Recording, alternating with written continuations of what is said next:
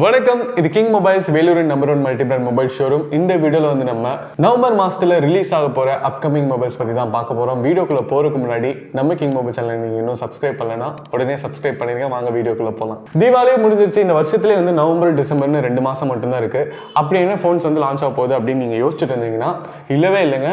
November மாதத்தில் நிறைய சர்ப்ரைசிங்கான models வந்து லான்ச் பண்ணுறதுக்கு காத்துட்ருக்காங்க அப்படிங்கிறது தான் உண்மை. அப்படி இருக்கும்போது ஃபஸ்ட்டு நம்ம பார்க்க போகிற ஃபோன் பார்த்தீங்கன்னா நோக்கியா வந்து முதல்ல ஒரு காலத்தில் கொடி கட்டி பறந்துட்டு இருந்த ஒரு கம்பெனி. அவங்க வந்து இப்போ மிட் ரேஞ்சில் ஒரு ஸ்மார்ட் ஃபோன் வந்து அனௌன்ஸ் பண்ணியிருக்காங்க. Nokia G60 5Gங்க. நோக்கியா வந்து இந்த ஃபோனை மட்டும் ஹிட் பண்ணிட்டாங்க அப்படின்னா திரும்ப வந்து அவங்க 1ஆம் இடத்துக்கு வரக்கு வாய்ப்புகள் எல்லாமே இருக்குது. ஏன்னா ஒரு காலத்தில் வந்து எல்லாருமே வந்து நோக்கியா ஃபோன்ஸ் தான் யூஸ் பண்ணிட்டு இருந்தாங்க. நோக்கியாவில் வந்து 1000 ரூபாயில இருந்து கிட்டத்தட்ட 1 லட்ச ரூபா வரைக்கும் அந்த காலத்திலே வந்து ஃபோன்ஸ் இருக்கும். அப்படி கொடி கட்டி பறந்த ஒரு கம்பெனி இப்போ ரீசெண்டாக வந்து நல்லா பர்ஃபார்ம் பண்ணுறது இல்லை அப்படின்னே சொல்லலாம். அப்படி இருக்கும்போது இந்த G60 5G அப்படிங்கிற மொபைல் வந்து எது மாதிரியான மொபைல் அப்படின்னு பார்த்தீங்கன்னா உங்களுக்கு வந்து நல்ல ஒரு 6.6 இன்ச் ஸ்மார்ட் ஃபோன், குவாட் கேமராவோட இருக்குது. ஸ்னாப்டிராகன் 695 வருதுங்க. ஸோ ஸ்னாப்டிராகன் இருக்கிறதுனால உங்களுக்கு வந்து ஒரு ஆண்ட்ராய்ட் ஃபோனில் இருக்கிற கம்ஃபர்ட் எல்லாமே இருக்கும். அதையும் தாண்டி பார்த்தீங்கன்னா உங்களுக்கு வந்து விலை எவ்வளோ அப்படின்னு பார்த்தீங்கன்னா 29,999 ஸ்டார்ட் ஆகலாம் அப்படின்னு சொல்லிட்டு எக்ஸ்பெக்ட் பண்ணியிருக்காங்க.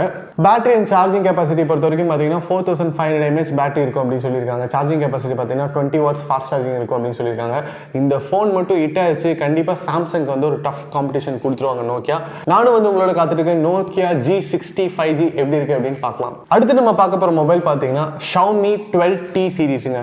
Xiaomi அதாவது நம்மளுக்கு புரியுற மாதிரி சொல்லணும்னா MIல வந்து ஒரு தடவையும் வந்து 10, 11, 12 அவங்க பாட்டுக்கு போயிட்டே இருக்காங்க.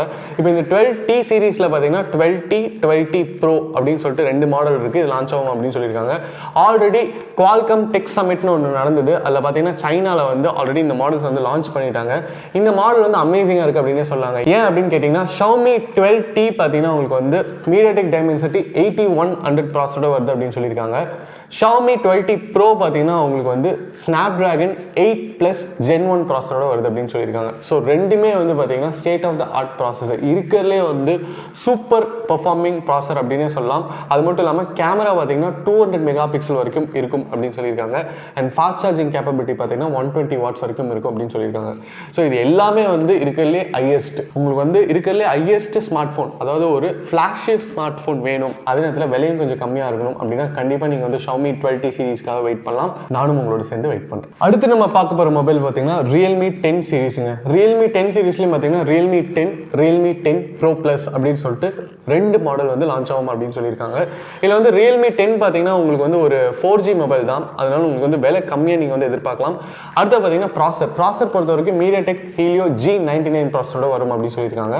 அதே நேரத்தில் Realme 10 Pro Plus பார்த்தீங்கன்னா உங்களுக்கு வந்து MediaTek Dimensity 1080 ப்ராசஸரோட வரும் அப்படின்னு சொல்லியிருக்காங்க. ஸோ 2 ஃபோன்ஸுமே வந்து உங்களுக்கு ஒரு 2 டிஃப்ரெண்ட் வேரியன்ட் அப்படின்னு சொல்லலாம். ஒன்று பார்த்தீங்கன்னா உங்களுக்கு வந்து விலை கம்மியாக இருக்கும், அதே நேரத்தில் இன்னொன்று பார்த்தீங்கன்னா உங்களுக்கு வந்து கொஞ்சம் விலை ஜாஸ்தியாக இருக்கும், அதே நேரத்தில் ஸ்பெசிஃபிகேஷன் வந்து ஜாஸ்தியாக இருக்கும். ரியல்மி வந்து உங்களுக்கு விலை கம்மியான மொபைல்ஸ் கொடுக்கறதுல தான் கொஞ்சம் ஃபேமஸ் ஆனாங்க அப்படின்னே சொல்லலாம். ஸ்டார்டிங் ரேஞ்ச் பார்த்தீங்கன்னா உங்களுக்கு வந்து 6000, 7000 மொபைல்ஸ் வந்து ஸ்டார்ட் பண்ணாங்க. ஸோ ரியல்மியில் இந்த 2 மொபைலுமே வந்து நவம்பரில் லான்ச் ஆக போகுது அப்படின்னு சொல்லியிருக்காங்க. 2 மொபைலுமே பார்த்தீங்கன்னா உங்களுக்கு வந்து பேட்டரி கெப்பாசிட்டி கிட்டத்தட்ட ஒரு 5000 mAh இருக்கும் அப்படின்னு சொல்லியிருக்காங்க. Realme 10 Pro Plus பார்த்தீங்கன்னா 67 watts ஃபாஸ்ட் சார்ஜரோட வருது அப்படின்னு சொல்லியிருக்காங்க. Realme 10 பார்த்தீங்கன்னா 33 watts வரும் அப்படின்னு சொல்லியிருக்காங்க. அண்ட் இது ரெண்டுலையுமே பார்த்தீங்கன்னா 6.7 inch டிஸ்பிளே இருக்குது அப்படின்னு சொல்லியிருக்காங்க. So overall Realme 10 and Realme 10 Pro Plus பார்த்தீங்கன்னா உங்களுக்கு கண்டிப்பாக ஒரு பட்ஜெட் பைக்காக இருக்கும். அடுத்து நம்ம பார்க்க போகிற மொபைல் பார்த்தீங்கன்னா Redmi Note 12 சீரீஸ். இந்த நோட் சீரீஸ் அப்படிங்கிறது பார்த்தீங்கன்னா ஃபோன் வந்து கொஞ்சம் பெருசாக இருக்கும், உங்களுக்கு வந்து யூஸ் பண்ணுறது கம்ஃபர்டபுளாக இருக்கும். அதில் வந்து இருக்கிறதுலே வந்து விலை கம்மி, அதே நேரத்தில் குவாலிட்டியும் கொஞ்சம் நல்லா இருக்கிறது அப்படின்னா ரெட்மி அப்படின்னு எந்த டவுட்டும் இல்லாமல் சொல்லலாம். ஏன் அப்படின்னு பார்த்தீங்கன்னா ப்ரைஸ் ரேஞ்ச் வந்து 25,000 30,000 தான் இருக்கும் அப்படின்னு சொல்லியிருக்காங்க. அதே நேரத்தில் ரெட்மியில் பார்த்தீங்கன்னா இந்த 12 சீரீஸில் 4 ஸ்மார்ட் ஃபோன்ஸ் வரக்கூடும் அப்படின்னு சொல்லியிருக்காங்க. 4 மாடல்ஸ் என்னென்னு பார்த்தீங்கன்னா Redmi Note 12, Redmi Note 12 Pro, Redmi Note 12 Pro Plus அப்படின்னு சொல்லிட்டு கிட்டத்தட்ட ஒரு 4 மாடல் வந்து லான்ச் பண்ணுறோம் அப்படின்னு சொல்லியிருக்காங்க. இதில் என்னென்ன ஃபீச்சர்ஸ் இருக்குது அப்படின்னு பார்த்தீங்கன்னா 210 watts ஃபாஸ்ட் சார்ஜிங் கேப்பபிலிட்டி இருக்கும் அப்படின்னு சொல்லியிருக்காங்க. நம்ம எல்லாத்துக்குமே தெரியும், இது வரைக்கும் இந்தியாவில் வந்து லான்ச் ஆன ஃபோன்ஸ் எல்லாத்துலேயுமே பார்த்தீங்கன்னா மேக்ஸிமம் வந்து 120 watts ஃபாஸ்ட் சார்ஜிங் தான் இருக்கும். இதில் பார்த்தீங்கன்னா 210 watts கொடுத்துருக்காங்க. அப்போ சார்ஜர் வந்து ஒரு சின்ன டிரான்ஸ்ஃபார்மர் மாதிரி நல்லா வெயிட்டாக இருக்கும் அப்படின்னு நினைக்கிறேன். அந்த அளவுக்கு பவர்ஃபுல்லாக இருக்கும். உங்களுக்கு வந்து ஒரு 10 minutes 15 minutesலேயே ஃபுல் ஆயிரும்னு நினைக்கிறேன். இதுதான் வந்து the first smart phone with 210 watts fast charger அப்படின்னு சொல்லியிருக்காங்க. அடுத்து பார்த்தீங்கன்னா பேட்டரி கெப்பாசிட்டி வந்து 4500 mAh தான் இருக்கும் அப்படின்னு சொல்லியிருக்காங்க. கேமரா பார்த்தீங்கன்னா 200 மெகா பிக்சலோட வரும் அப்படின்னு சொல்லியிருக்காங்க. ஸோ எக்ஸ்ட்ராடினரியான ஃபீச்சர்ஸோட ஒரு ஃபோன் எதிர்பார்த்துட்டு இருக்கீங்க, விலையும் கம்மியாக எதிர்பார்த்துருக்கீங்கன்னா கண்டிப்பாக ரெட்மி நோட் 12 சீரிஸ் வந்து உங்களுக்கான மொபைல் தான். அடுத்து நம்ம பார்க்க போகிற மொபைல் பார்த்தீங்கன்னா iQOO Neo 7. இதுக்கு முன்னாடி லான்ச் ஆன iQOO Neo 6 வந்து செம்ம ரெஸ்பான்ஸ் கிடைச்சதுங்க ஆடியன்ஸ் கிட்ட இருந்து. வாங்கினவங்க எல்லாருமே பார்த்தீங்கன்னா வந்து சூப்பராக இருக்குது அப்படின்னாங்க. அண்ட் iQOOல இது வரைக்கும் லான்ச் பண்ண எல்லா மொபைலுமே வந்து சூப்பர் ஹிட் அப்படின்னே சொல்லலாம். அப்படி இருக்கும்போது iQOO Neo 7 வந்து வரப்போகுது அப்படின்னு சொல்லியிருக்காங்க. இது யாருக்கான மொபைல் அப்படின்னு பார்த்தீங்கன்னா கேமர்ஸ்க்கான மொபைல் அப்படின்னு சொல்லுவாங்க. ஏன்னு பார்த்தீங்கன்னா இது ப்ராசர் வந்து Dimensity 9000 ப்ளஸ் SoC ப்ராசர் கொடுத்துருக்காங்க. அதை தாண்டி இதில் வந்து ஒரு சின்ன ஸ்கொயர் வேப்பர் கூலிங் சிஸ்டம் இருக்குது அப்படின்னு சொல்லியிருக்காங்க. ஃபோன் ஹீட் ஆகாமல் இருக்கிறதுக்கு ஒரு கூலிங் சிஸ்டம் கொடுத்துருக்காங்க. ஸோ இது யாருக்கு தேவைப்படும்? யாரெல்லாம் வந்து ஃபோனில் வந்து ரொம்ப ஹெவியான கேம்ஸ் போட்டு விளாட்றாங்களோ அவங்களுக்குலாம் தேவைப்படும். ஸோ கண்டிப்பாக இது வந்து ஒரு நல்ல கேமிங் மொபைலாக இருக்கும். அதே நேரத்தில் விலையும் கம்மியாக இருக்கும் அப்படின்னே சொல்லலாம். அடுத்து பார்த்தீங்கன்னா இதோட ரேம் அண்ட் மெமரி. ரேம் பொறுத்த வரைக்கும் உங்களுக்கு 12 GB வரைக்கும் ரேம் இருக்கும் அப்படின்னு சொல்லியிருக்காங்க.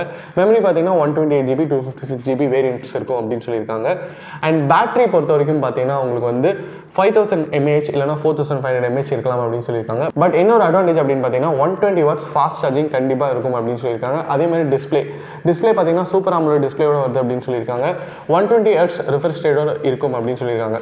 ஒரு கேமிங்க்கு வந்து ரொம்ப முக்கியம் என்ன அப்படின்னு பார்த்தீங்கன்னா அதோடைய ப்ராசர், அதோடைய டிஸ்பிளே ரிஃப்ரெஷ் ரேட் அப்படின்னு சொல்லலாம்.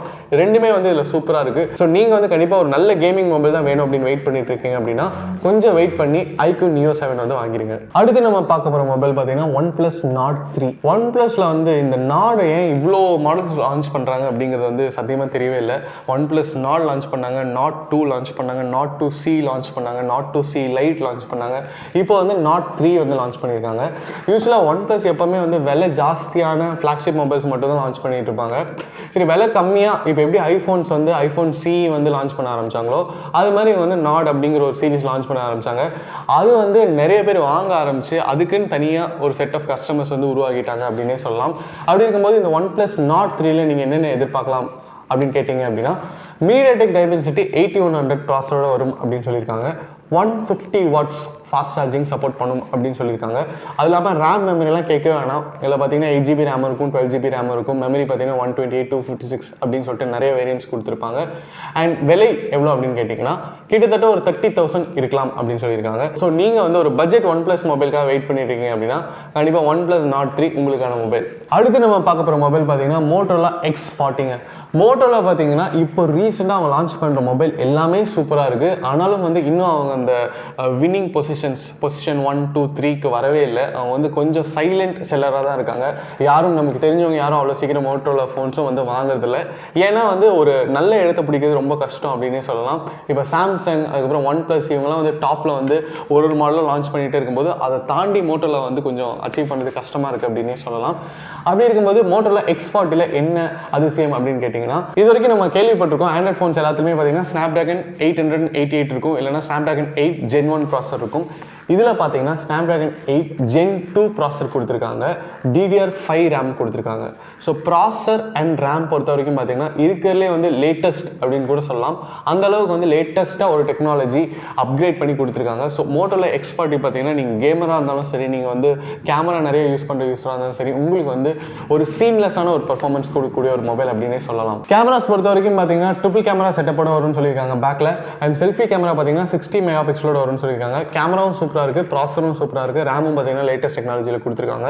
ஸோ கண்டிப்பாக Motorola X40 வந்து ஒரு வளம் வரக்கூடிய ஒரு ஃபோன் அப்படின்னே சொல்லலாம். நவம்பர் மாதம் கண்டிப்பாக லான்ச் ஆகும் அப்படின்னு சொல்லியிருக்காங்க. ஆல்ரெடி பார்த்தீங்கன்னா சைனாவில் வந்து லான்ச் டேட்லாம் அனௌன்ஸ் பண்ணிட்டாங்க.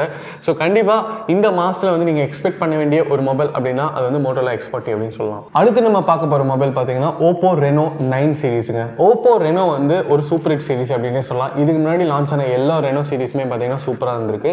அப்படி இருக்கும்போது Oppo Reno 9 வந்து சைனாவில் நவம்பர் மாதத்தில் வந்து லான்ச் ஆகும் அப்படின்னு சொல்லியிருக்காங்க. இந்தியா அண்ட் மற்ற மார்க்கெட்ஸ்லாம் வந்து கூடிய சீக்கிரம் லான்ச் ஆகும் அப்படின்னு சொல்லியிருக்காங்க.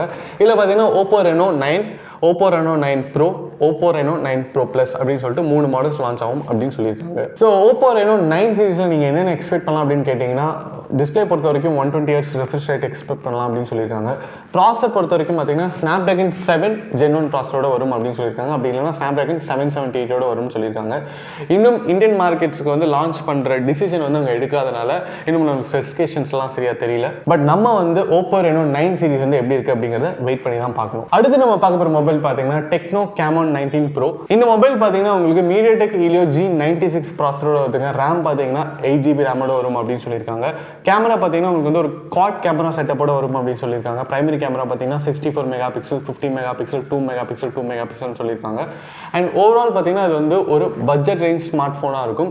அண்ட் உங்களுக்கு பேட்டரி அண்ட் சார்ஜிங் கேப்பபிலிட்டி பொறுத்த வரைக்கும் பார்த்தீங்கன்னா 5000 mAh battery power and 33 watts fast charging capability இருக்கும் அப்படின்னு சொல்லியிருக்காங்க. அடுத்து நம்ம பார்க்க போகிற மொபைல் பார்த்தீங்கன்னா Moto S30 Proங்க. இதில் பார்த்தீங்கன்னா உங்களுக்கு ஸ்னாப்டிராகன் 888 ப்ராசர் கொடுத்துருக்காங்க. அண்ட் ரேம் பொறுத்த வரைக்கும் பார்த்தீங்கன்னா உங்களுக்கு வந்து 8GB வேரியன்ட் இருக்கு. கேமரா பொறுத்த வரைக்கும் பார்த்தீங்கன்னா உங்களுக்கு ட்ரிபிள் கேமரா செட்டப்போட வரும்னு சொல்லியிருக்காங்க. 50 மெகாபிக்சல், 13 மெகாபிக்சல் அண்ட் 2 மெகாபிக்சல். அல்லாமல் பார்த்தீங்கன்னா செல்ஃபி கேமரா 32 மெகாபிக்சலோட இருக்கும் அப்படின்னு சொல்லியிருக்காங்க. ஸ்னாப்டிராகன் 888 அப்படிங்கிறது வந்து ஒரு ஃபிளாக்ஷிப் ப்ராசர் அப்படின்னு சொல்லாங்க. ஃபர்ஸ்ட்லாம் பார்த்தீங்கன்னா நீங்கள் எவ்வளோ விலை கொடுத்து விலை ஜாஸ்தியான ஒரு ஆண்ட்ராய்ட் ஃபோன் வாங்கினாலும் அதில் வந்து இருக்கிறதுலே மேக்ஸிமம் ப்ராசர் வந்து ஸ்னாப்டிராகன் 888 தான் இருக்கும். இப்போ வந்து உங்களுக்கு அது கொஞ்சம் பழைய ப்ராசர் ஆனனால கொஞ்சம் விலை கம்மியாக உங்களுக்கு கிடைக்கும். ஸோ நீங்கள் வந்து இந்த ஃபோனில் எந்த கேம் வேணால் விளாடலாம். மார்க்கெட்டில் இருக்கிற எந்த கேமை நீங்கள் டவுன்லோட் பண்ணி விளாண்டாலும் ஹேங் ஆகவே ஆகாது. ஸோ இந்த ஃபோனில் பார்த்தீங்கன்னா உங்களுக்கு 4400 mAh பேட்டரி பவர் கொடுத்துருக்காங்க. ஃபாஸ்ட் சார்ஜிங் கேப்பபிலிட்டி பார்த்தீங்கன்னா 68 வாட்ஸோட வருதுன்னு சொல்லியிருக்காங்க. ஸோ கண்டிப்பாக இதுவும் வந்து ஒரு மிட் ரேஞ்சில் கலக்க போகிற ஒரு ஃபோன் அப்படின்னே சொல்லலாம். நவம்பர் மந்தில் லான்ச் ஆக போகிற மொபைல்ஸ் எல்லாம் பார்த்தோம். இதில் வந்து நீங்கள் வந்து எந்த மொபைலுக்காக வெயிட் பண்ணிட்டு இருக்கீங்க அப்படிங்கிறத கீழே கமெண்ட்டில் பதிவு பண்ணுங்கள். இது மாதிரி நிறைய டெக் அப்டேட்ஸ், மொபைல் அன்பாக்சிங் வீடியோஸ்லாம் பார்க்க நம்ம கிங் மொபைல் சேனலை சப்ஸ்கிரைப் பண்ணுங்கள். அடுத்த வீடியோவில் உங்களை சந்திக்கிறேன். Until then, it's bye from DK.